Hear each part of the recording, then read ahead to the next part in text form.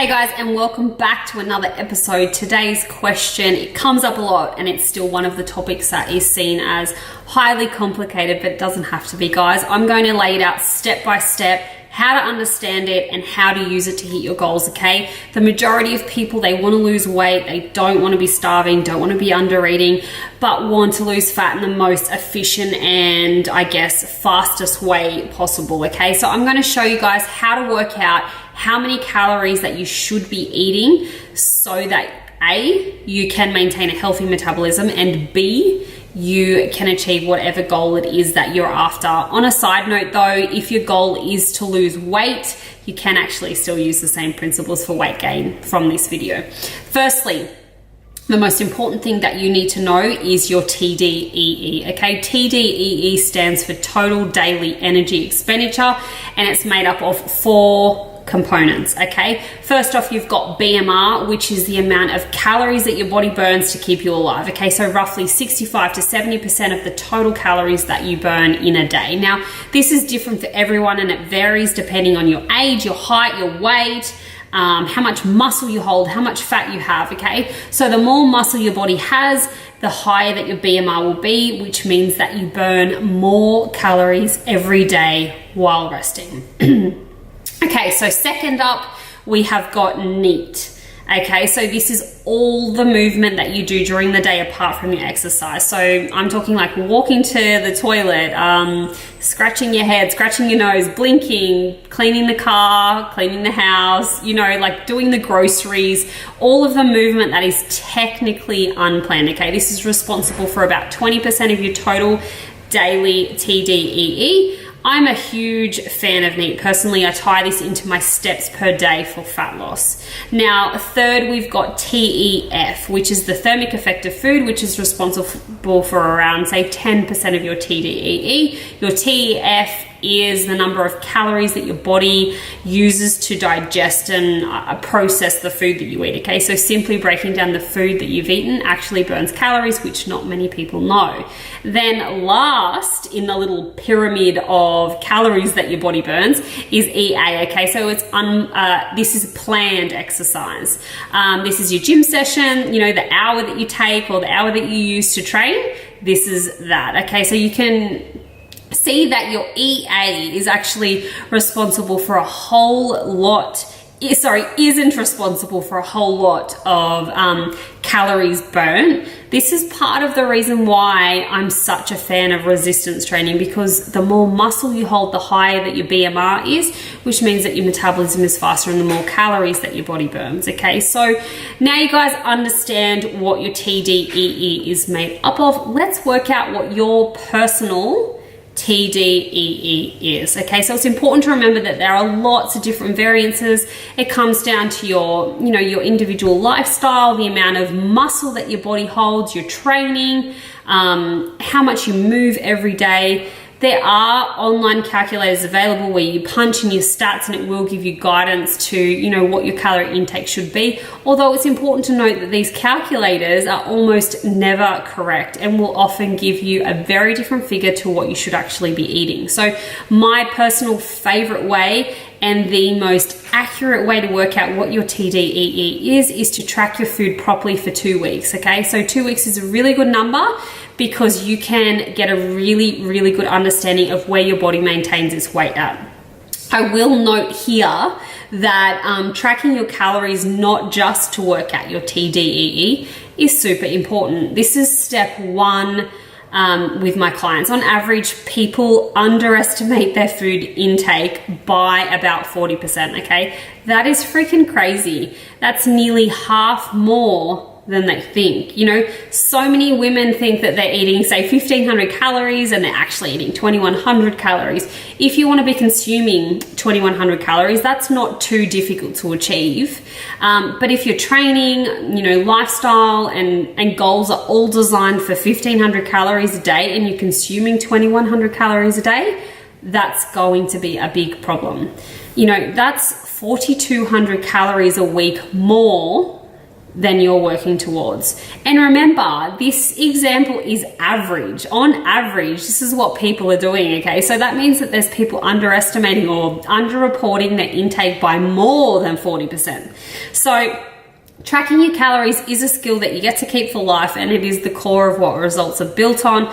But once you understand it, you're not going to have to track forever. I've actually done another video about whether or not you need to track your food or track your calories forever. So go check that out. I'm going to pop that link below. There's lots of hints and tips as well there. All right, back on track. Sorry guys, sometimes I tend to go off on a little bit of a tangent. When tracking, you will need to be really vigilant and track absolutely everything, every extra mouthful of food. I don't recommend trying to stick to any macros that MyFitnessPal uses to begin with. I recommend eating how you would normally eat without sticking to any plan.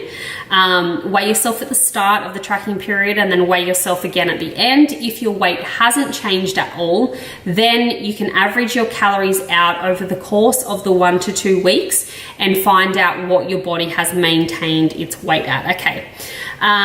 Also, I use MyFitnessPal for tracking. It's really easy. It's got super handy pre-planned meals and food in there already. I use the free app, so you guys will be more than capable of using just the free app, not the paid one. If you watch the video that I just actually mentioned, there is info in there on MyFitnessPal as well. All right, congrats guys, you found your maintenance calories. Now, to give you a really good idea of what low calories are versus what normal range of calories are, to help you find whether you may need to embark on maybe a reverse diet versus a simple calorie deficit when you're looking to lose weight. The next step is to find out your lean body mass, okay? So that is the total or your total weight minus the fat that you hold on your body. Now, it is... if this is starting to all sound like a lot, it kind of is. This is the stuff that I teach my girls throughout, you know, my 9 or 12 week programs that I offer. But if you follow the guidelines I'm talking about, rewind, take notes, do whatever you need to do, you will actually be able to get there from this video. Now, to work out if you're eating in the low calorie range versus the normal calorie range, this is an example of someone who's weight training, say 3 to 6 times a week and focusing on a daily steps target, okay? It would be considered for you to be eating low calories if you were eating 20 to 30 calories per kilogram of lean body mass. Now remember, I just mentioned lean body mass is your total weight minus your fat.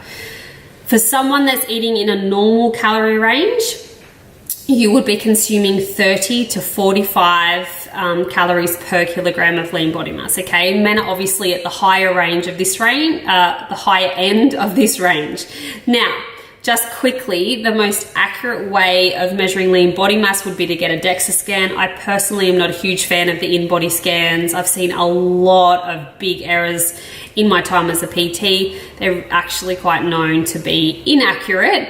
So if you're basing your whole intake off this, there's a high chance it's going to be off. The other option that you've got is a caliper testing. These can be accurate, but like anything, can be off as well, providing that the person taking the caliper measurements knows exactly what they're doing and they're very experienced. But you simply can't beat a DEXA scan. They're usually around $70 to $100, but oftentimes you can get a deal where you might pay $40 or $50 for one. If you're eating in a normal range and you've got weight to lose and you'd like a more sustainable long-term approach, I'd suggest starting by dropping your calories by about 10 to 15%, even maybe 20%, and try that on for around 2 to 6 weeks, okay? I don't like calorie restriction for any longer than 6 weeks in most people due to negative metabolic adaptations that occur with it. Usually most of my clients won't reduce their calories for any longer than 3 weeks at a time. So if you're finding that you're in a low calorie range based off those calculations before, then your main aim will be to complete a reverse diet where you will conservatively, and I use the word conservatively because it needs to be done very, very minor, increase your calories over a period of time to bring those back up, to speed up your metabolism before being able to reduce them again. Okay, again, until you track your calories, work out your TDEE and learn your lean body mass, you're throwing darts at a dartboard with a blindfold on. I work these out specifically with my clients to find where they need to be sitting at, help them understand why we are sitting at where we're sitting, and make adjustments and manipulations along the way depending on their individual goals and their current way of eating. By the end of, the 9 weeks or 12 weeks working together, my clients eat on average 35% more and all lose overall body weight and fat and build muscle too, which is awesome. Now, one thing, there's the fast way and there is the forever way. There's hundreds of thousands of before and after photos of the fast way. 10 kilos in 10 weeks, 8-week challenge, whatever. But if you want the forever way, guys, you need to either work through what I've just spoken about yourself, or do what I did and hire a really good coach to help you walk through it step by step. And before you know it, you'll be the one explaining this to all of your friends that are yo-yo dieting forever, okay? Your friends are looking for shortcuts and they just can't seem to get out of a plateau. You're gonna help those guys.